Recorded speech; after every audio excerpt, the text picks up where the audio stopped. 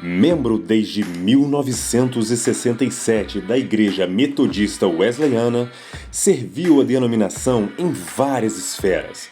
Um grande líder com um coração incrível, amante e apoiador da missão. Hoje, o líder máximo da denominação, procurando conservar a linha de esplendor sem fim. É com muita satisfação e alegria que recebemos Bispo Jamir Fernandes Carvalho.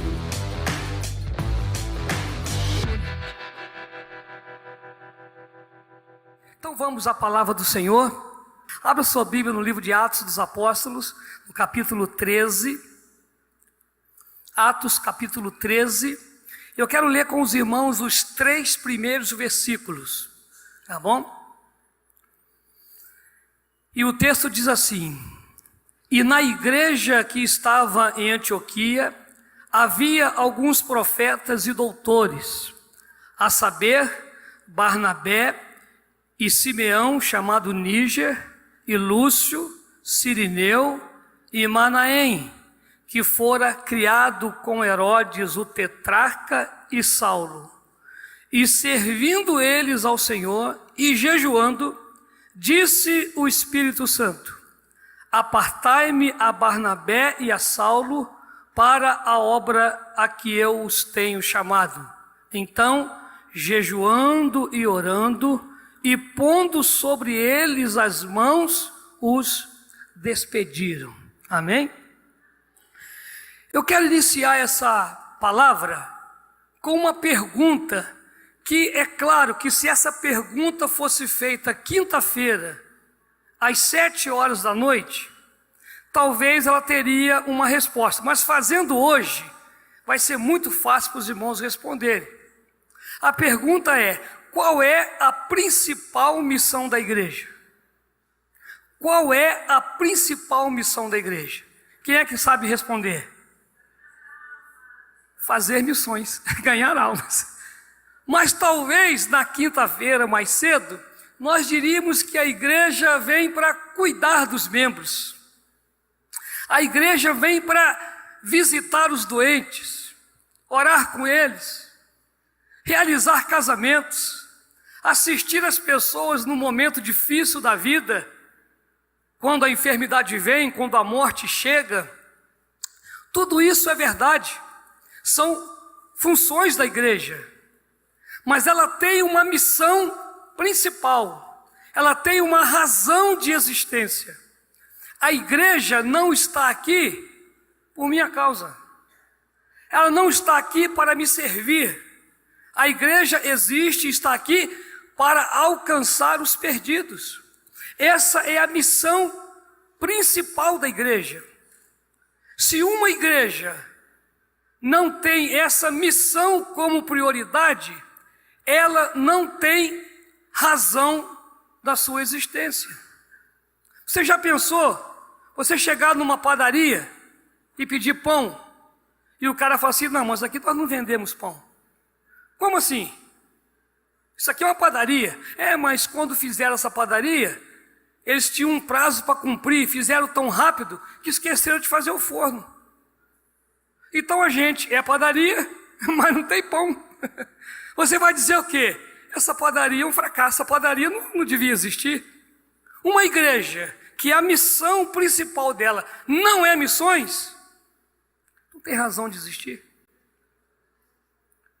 Ou você está na missão de Deus, ou você está contra a missão de Deus. Não há um meio termo. O problema é que a gente corre o risco de fazer da igreja a nossa manutenção, o nosso bem-estar, a nossa solução. E não é esse o projeto da igreja. Ela pode fazer isso? Ela tem essa responsabilidade? Sim, ela pode. Mas ela, principalmente, ela existe para cumprir a missão dada por Jesus, a missão dada por Deus, de continuar a obra inacabada. Eu vi o pastor Moisés, quando ele foi falar, ele disse: é claro que não tem como você falar sem repetir algumas coisas que já foram ditas aqui. E eu corro nesse mesmo risco mas a fim de não tentar repetir nada, certamente eu serei bem breve, porque se eu ficar muito longo, eu vou repetir o que nós já ouvimos, e já fomos impactados. Então eu vou direto ao ponto, para que eu não perca muito tempo. E eu quero dizer para vocês o seguinte, que a igreja que não está focada no mundo, é uma igreja que não se funda na palavra. Uma igreja que perde o espírito da grande comissão, ela abre mão da sua própria existência. E por que eu estou dizendo isso? Porque eu olho para esse texto aqui, que nós acabamos de ler, e eu descubro 3 verdades que quero compartilhar com os irmãos.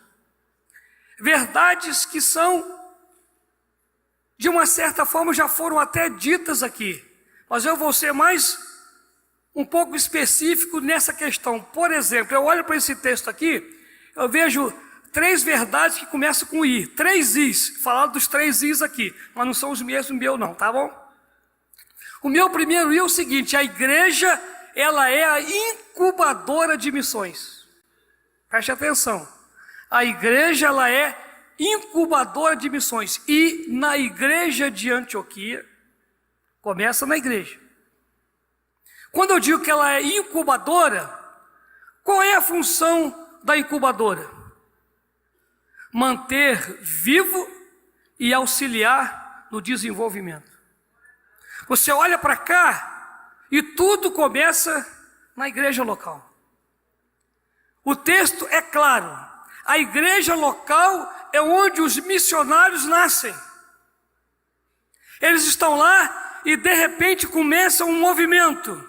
E todo movimento missionário que não começar numa igreja local, ele está começando de modo equivocado.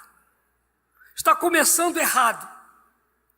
O próprio Jesus iniciou a obra missionária na igreja local. E quando eu olho para essa igreja aqui, que ela é a incubadora de missões, como a nossa igreja desde o seu início, sempre teve esse slogan: missões está no coração de Deus. E se está no coração de Deus, tem que estar no nosso coração também. Nascemos com uma visão missionária. 5 obreiros, em cima de uma ponte, começam a igreja metodista wesleyana, e a palavra profética dizia que aquela igreja que nascia naquele dia, alcançaria nações. A partir daí nasce esse fogo no nosso coração de fazer a obra do Senhor, de cooperar na obra inacabada, de levar pessoas que nunca ouviram o Evangelho a conhecerem a verdade acerca de Cristo. A igreja vem crescendo, vem desenvolvendo, e ela precisa continuar desenvolvendo. Por isso eu disse no início que para mim esse congresso ele é um divisor de águas. Não que nós não estejamos fazendo missões, estamos fazendo, mas podemos fazer mais. É na igreja local que começa. Aqui eles são chamados. Mas o que é interessante nessa igreja local, os irmãos perceberam, é a diversidade na composição dos missionários. Eu fiquei impressionado quando li essa composição. Diz que lá havia Barnabé, e Barnabé era um levita, natural de Chipre, da tribo de Levi. Havia Simeão, chamado Níger, e Níger significa negro. Então a maioria dos estudiosos presume que ele era um negro, mostrando que não há distinção racial em missões. Havia Lúcio de Cirene, um homem que era do norte da África. Havia Manaém, isso aqui é impressionante, criado com Herodes, que roubou Herodias do seu marido e assassinou João Batista. Manaém. Saulo de Tarso. Você olha para essa igreja aqui, para esse chamado missionário, e você vê uma diversidade, deixando claro para mim e para você que Deus não faz exceção de pessoas. Havia judeus e gentios, havia ricos e pobres, havia pretos e brancos, não importa. a diversidade na obra missionária é importantíssimo. Não há aqueles que são essencialmente preparados para isso, mas é aquele a quem o Senhor chama. Na diversidade que há entre nós, eles eram de culturas diferentes, identidades diferentes, posição social diferente, mas foram chamados para a obra missionária. Todos são chamados, é interessante, mas havia naquela igreja também uma unidade de caráter. O texto diz que eles estavam juntos, orando, jejuando e servindo ao Senhor. Uma unidade no caráter, preocupados em ouvir a voz de Deus e atender o chamado de Deus. Eram espirituais, eram sinceros, amavam a obra do Senhor, amavam o Senhor da obra acima de tudo. O que é interessante é que esse texto me ensina que a igreja, ela é a incubadora de missões, mas o Espírito Santo é o iniciador de missões. Coisa interessante. Por que ele é o iniciador? Porque o texto diz assim, olha, preste atenção. E servindo eles ao Senhor, disse o Espírito Santo: apartai-me a Barnabé e a Saulo. O Espírito Santo lançou um chamado àqueles missionários. Porque o Espírito Santo, os irmãos sabem disso, ele é uma pessoa. Ele não é uma força que se move, ele é uma força, ele tem sentimento, ele fala, ele chora, ele fala conosco, que ele é o que inicia a obra missionária. Se não for a voz do Espírito Santo, o missionário também não está apto a ir para o campo. Não é alguém que te chama, não é o seu pastor que diz que você tem jeito, você tem que ouvir a voz do Espírito Santo de Deus. É Ele que chama. Me lembro de conversar quando fazia parte da comissão ministerial e quando ia entrevistar alguns candidatos. Quem é que te chamou para o ministério? Ah, foi meu pai, foi minha mãe. Foi seu pai, foi meu pastor. A gente coça a cabeça assim, não vai longe. Não vai longe. Porque quem tem que nos chamar é o Espírito Santo de Deus. Tem que haver essa convicção. Tendo essa convicção, já não é fácil. Imagina sem essa convicção. Quando alguém diz, não, vem. E é interessante que essa chamada, ela é, a princípio, uma chamada universal para todo crente. Isso ficou claro aqui nesse congresso. Mas também existe uma chamada seletiva. Uma chamada específica. E Deus fala, o Espírito Santo fala, eu quero Barnabé e Saulo para uma obra que eu tenho que fazer com eles. Por isso existem missionários que Deus chamou de uma forma seletiva, com um lugar, com um alvo. Agora eu estava pensando que é interessante o seguinte, Deus não chamou qualquer um, Deus não chama qualquer um, mas também não chama para fazer qualquer coisa. Não é, eu tenho que falar, tá bom, irmãos? Me perdoe, eu vou falar. Não é o missionário que escolhe o seu campo. Quem escolhe o seu campo é o Espírito Santo que te chamou. Nós temos que parar com isso.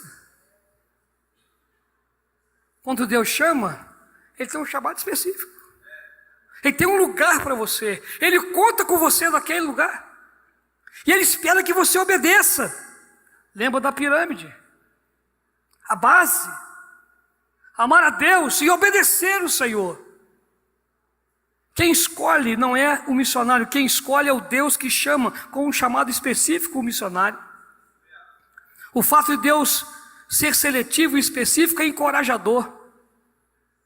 Porque reafirma o quão pessoal é o seu mapa para cada um de nós. Que coisa linda. Se a igreja, ela é a incubadora de missões, o Espírito Santo é o iniciador de missões, os crentes são os investidores de missões. É o terceiro I. são os investidores de missões. Porque apesar de existir um chamado seletivo específico, há um chamado universal. E todo crente foi chamado para a obra missionária. E todo crente precisa fazer a obra missionária. O problema é que nem todos podem ir para a África. Nem todos podem ir para Moçambique, no físico. Mas pode ir no investimento. Mas pode ir na oração. A igreja que é incubadora, o Espírito Santo que envia, os crentes sustentam. A igreja envia, a igreja ora, a igreja ajuda e a igreja recebe de volta. Porque esses homens voltaram para a igreja de Antioquia. Lá do capítulo 14, versículo 26, eles voltam para a igreja.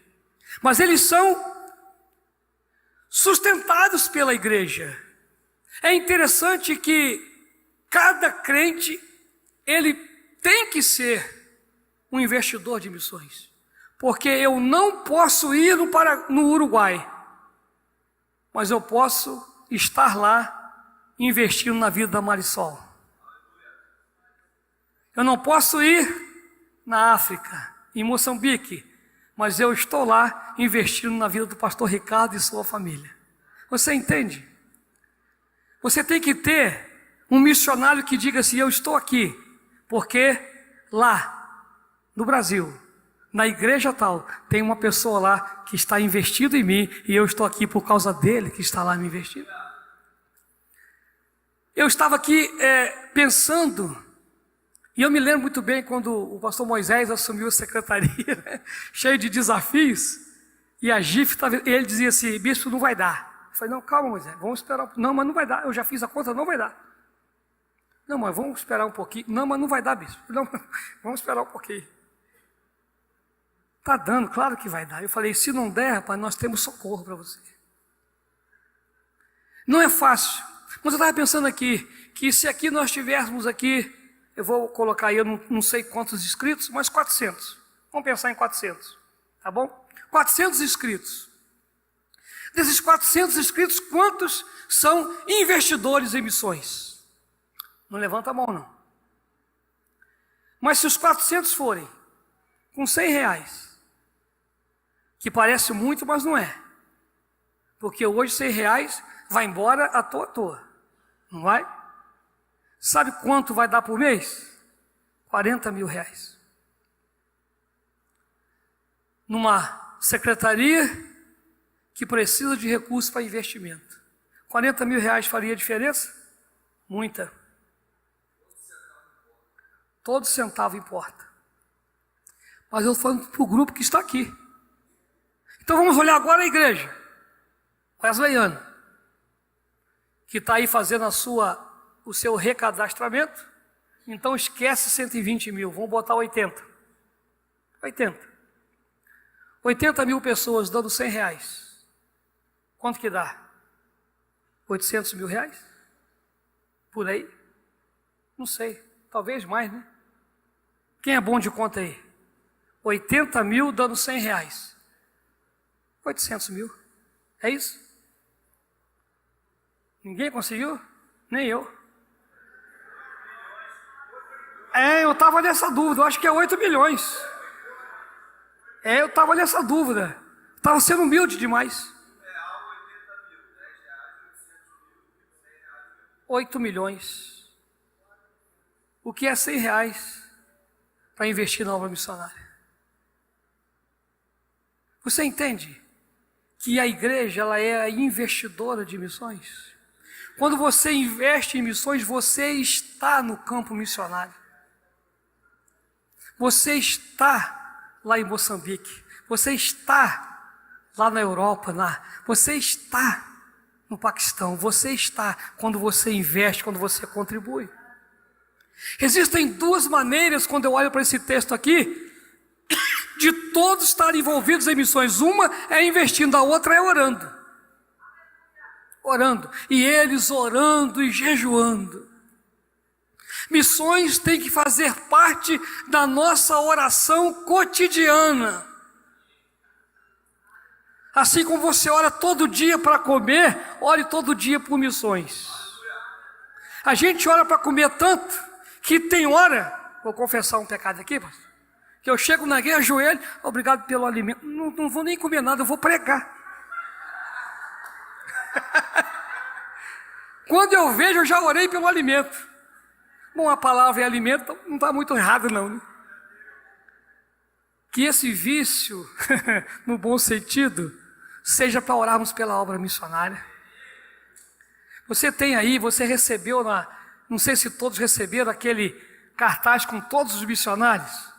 Que coisa linda, você colocar aquilo no chão, ajoelhar e orar um por um. Um por um. Você pensa que isso não vai fazer efeito? Lá vai. Porque a igreja que gera, a igreja que envia, é a igreja que sustenta. E a oração, ela pode muito em seus efeitos. Todo cristão, dentro da igreja local, precisa se envolver na obra missionária. Se Deus quer que a evangelização do mundo, Deus quer a evangelização do mundo, e você se recusar, desculpe, ou você está indo diretamente contra a vontade de Deus. É mais sério do que nós podemos imaginar. A verdade é que somente Cristo pode salvar o mundo, mas Ele não quer fazer isso sozinho. Ele não quer. Ele chamou a sua igreja para essa missão. Ele conta comigo e conta com você. O que nós temos que pensar é: eu sou solução para esse problema ou eu sou parte do problema? Eu estou disposto a levar o evangelho ao mundo? Mesmo que eu não possa ir, eu posso levar com a minha oferta, com o meu investimento? A tarefa suprema da igreja é a evangelização do mundo. E para isso, irmãos, Ele nos escolheu. Nos escolheu. Eu vos nomeei, eu vos escolhi e vos nomeei para que vades e deis fruto, e o vosso fruto permaneça. Não há uma pessoa aqui que não tenha sido escolhido por Deus, que não tenha sido chamado por Deus. E a minha oração, o meu desejo é que a gente saia desse congresso mais convicto ainda da nossa missão, sabendo que nós já fomos capacitados e ungidos para cumpri-la. Você sabia disso? Sabe o que a palavra diz? E vós tendes a unção do santo. E 1 João capítulo 2, versículo 20 diz isso, e no 27 ele diz: a unção que está em vós. Que unção é essa? Vós sois nação santa, geração eleita, sacerdócio real, povo de propriedade exclusiva. Para quê? Para anunciar as verdades daquele que vos chamou das trevas para a sua maravilhosa luz. E nós não conseguiremos fazer isso sem a unção de Deus. Por isso Ele nos ungiu. Por isso Ele derramou sobre nós o poder do Espírito Santo. Porque é Ele que habilita a nossa obra. É Ele que habilita e nos capacita para a obra. O fato é que todo crente, ele é chamado para essa missão. E a missão da igreja é fazer Cristo conhecido. A existência da igreja se dá por causa dos perdidos que estão à nossa volta. É bom que ela nos ajuda, é bom que ela nos fortalece, é bom que ela cuida de nós, é bom que ela nos assiste quando o casamento está difícil, é bom que quando há uma enfermidade alguém vai lá ungir, é ótimo. Ela pode fazer isso e deve fazer isso, mas jamais pode desvirtuar a missão principal dela, que é alcançar o mundo e fazer conhecido o nome do Senhor e Salvador Jesus Cristo. Quando eu estava escrevendo e terminando essa palavra, já estou na conclusão dela, eu disse assim: nós somos separados, chamados, escolhidos e ungidos. Então, irmãos, se há alguém aqui habilitado, capacitado para fazer essa obra, esse alguém sou eu e você. O que temos que fazer? Tomar consciência disso. E quem sabe, falar: Senhor, renova a tua unção na minha vida. Renova a tua unção na minha vida. Porque, irmãos, vez por outra, nós precisamos disso. Eu me lembro que quando Deus colocou no meu coração o desejo de passar para os missionários também a questão do retiro do coração abrasado, que é um dos 4 pilares da nossa igreja nesse sexênio. E eu pensei assim, mas talvez para eles não vai ser, sei lá, eles estão cansados, estão viajando, mas o Espírito Santo não faça. E fizemos. Irmãos, e como foi lindo ver os missionários sendo ministrados, recebendo oração, e eles se entregaram, não puseram barreira nenhuma, se entregaram, foram abençoados. Que dias felizes, que dias abençoados, segunda e terça-feira. Eu falei: gente, eu acho que valeu a pena, E depois o pastor Marcelo Paredes veio: bispo, eu quero fazer na Argentina. Eu falei: nós estamos lá na Argentina, rapaz, vamos fazer na Argentina. Vamos fazer onde quiserem, porque eu entendo que esse RCA, ele é também um despertamento, uma unção para continuarmos a obra do Senhor. Porque não há sentido receber de Deus, não há sentido ser cheio do Espírito Santo para não cumprir o mandamento que Ele tem. Mas interessante, eu me sinto na responsabilidade de compartilhar isso com os irmãos, porque nós ouvimos aqui o pastor Theo falando sobre o avivamento, a reforma. Não sei quantos prestaram atenção, quanto tempo eles oraram na Coreia para o avivamento chegar. Quem é que lembra? 14 dias? Um mês. Mas o que antecedeu a chegada do avivamento? Quem é que lembra? Um levantou a mão e disse: eu quero confessar um pecado aqui. Eu tenho roubado a família que eu devia cuidar dela. Outro levantou a mão: eu tenho. Ficou claro para todo mundo aqui, que o que antecede o avivamento é a confissão de pecado, é a mudança de vida. Eu não sei, mas talvez não, Deus falou com a gente. Porque a gente quer um avivamento, mas se não houver confissão de pecado, se não houver arrependimento e mudança de atitude, o avivamento não virá. E eu penso que as pessoas fazem um pouco de confusão do que é pecado. Pecado é iniquidade, pecado é desobediência, pecado é insubmissão, pecado é tanta coisa que a gente acha que não é. A gente pensa que pecado é só roubar, adulterar e sei lá. Mas tem tanto pecado aí que às vezes cometemos e não nos damos conta que estamos cometendo. Quando há desobediência, quando há descaso,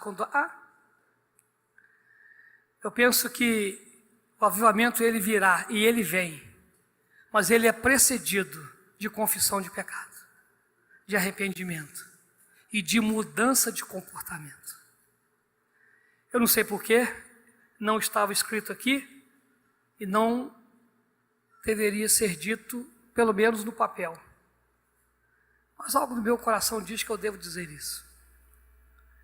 Talvez porque alguém precise repensar alguma posição, alguém precise mudar um comportamento, e esse é um momento de você fazer isso. Dizer: Senhor, me perdoa, Senhor, o Senhor está falando comigo. Porque, irmãos, é impressionante quando a gente olha homens e mulheres de Deus que não obedecem, que não se submetem, que não aproveitam a oportunidade de Deus. eu não vou dizer que é pecado, né? Mas o que os irmãos acham quando a gente está aqui recebendo e Deus ministrando e as pessoas lá fora, rindo, contando casos, brincando? Não sei, não vou afirmar que é pecado, mas no mínimo é uma desobediência, e desobediência é pecado. No mínimo é uma submissão, insubmissão é pecado. Acho que o nosso lugar é na presença de Deus, honrando o investimento que fizeram em nós, não é verdade? Desculpa eu fazer esse pequeno desabafo, mas eu me sinto nessa responsabilidade como líder da igreja, de ajudá-los a que a gente faça a coisa certa da maneira certa, para que o avivamento chegue e a gente saia daqui transbordando não só de alegria, mas de unção, de graça e de poder na presença do Espírito Santo. Missões é incubada na igreja, iniciada pelo Espírito Santo e sustentada pela igreja. Que o Senhor nos abençoe, que o Senhor nos ajude para escrevermos uma nova história, um novo tempo, um tempo de muitas conquistas. Como já ouvimos aqui, o Brasil agora não é mais um campo, é um celeiro. E a igreja wesleyana tem muita gente boa para fazer diferença nesse mundo. Que Deus te abençoe, seja um missionário, cumpra a sua missão como igreja. Se você não pode ir, ajude quem está lá. Se você não pode ir, ore por quem está lá, faça a sua parte, inunde o coração dos missionários de oração, de carinho, de amor, e certamente Deus irá recompensar, porque Ele é um Deus fiel que cuida daqueles que são seus.